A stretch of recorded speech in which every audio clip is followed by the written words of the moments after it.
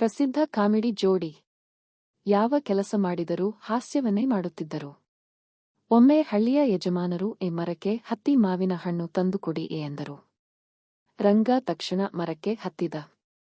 ಆದರೆ ಹಣ್ಣು ಕಿತ್ತು ಕೆಳಗೆ ಹಾಕುವುದರ ಬದಲು ತಿನ್ನಲು ಶುರು ಮಾಡಿದ. ಗಂಗ ಕೆಳಗಿಂದ ಕೂಗಿದಾಯ್, ಒಯ್, ನನಗೂ ತಿನ್ನೋಕೆ ಹಾಕು. ಅದಕ್ಕೆ ರಂಗ ಹೇಳಿದಾಯಿ, ಸಾಧ್ಯವಿಲ್ಲ, ಹಣ್ಣು ಬೀಳೋದು ಕೆಳಗೆ, ನಾನೇ ಬೀಳ್ತೀನಿ ಅಂದ್ರೆ ಮಾತ್ರ ಸಿಕ್ಕುತ್ತೆ. ಮತ್ತೊಂದು ದಿನ ಹಳ್ಳಿಯಲ್ಲಿ ಘೋಷಣೆ ಬಂತು, ರಾತ್ರಿ ಹಳ್ಳಿಯಲ್ಲಿ ದೆವ್ವ ಬರುತ್ತದೆ. ಎಲ್ಲರೂ ಹೆದರಿದರು. ಆದರೆ ರಂಗ ಮತ್ತು ಗಂಗ ದೆವ್ವ ನೋಡೋಕೆ ಹೊರಟರು. ಗಂಗ ಬಿಳಿ ಚಡ್ಡಿ ಹಾಕಿಕೊಂಡು ರಂಗನ ಮುಂದೆ ನಿಂತು ಭೂತ ಅಂತ ಕೂಗಿದ. ರಂಗ ಭಯದಿಂದ ಓಡಿ ಹಳ್ಳಿಯ ಕೆರೆಯಲ್ಲಿ ಬಿದ್ದು ಬಿಟ್ಟ. ನಂತರ ಗಂಗನಿಗೂ ಕಳವಳ, ನಿಜವಾದ ದೆವ್ವ ಬಂದಿದೆ ಅಂತ. ಇಬ್ಬರೂ ನೀರಿನಲ್ಲಿ ಬಿದ್ದು ನಗುತ್ತಾ ಮನೆಗೆ ಹೋದರು. ಆ ದಿನದಿಂದ ಹಳ್ಳಿಯವರು ಇವರನ್ನೇ ಕಾಮಿಡಿ ಬ್ರದರ್ಸ್ ಎಂದು ಕರೆಯಲು ಶುರುಮಾಡಿದರು.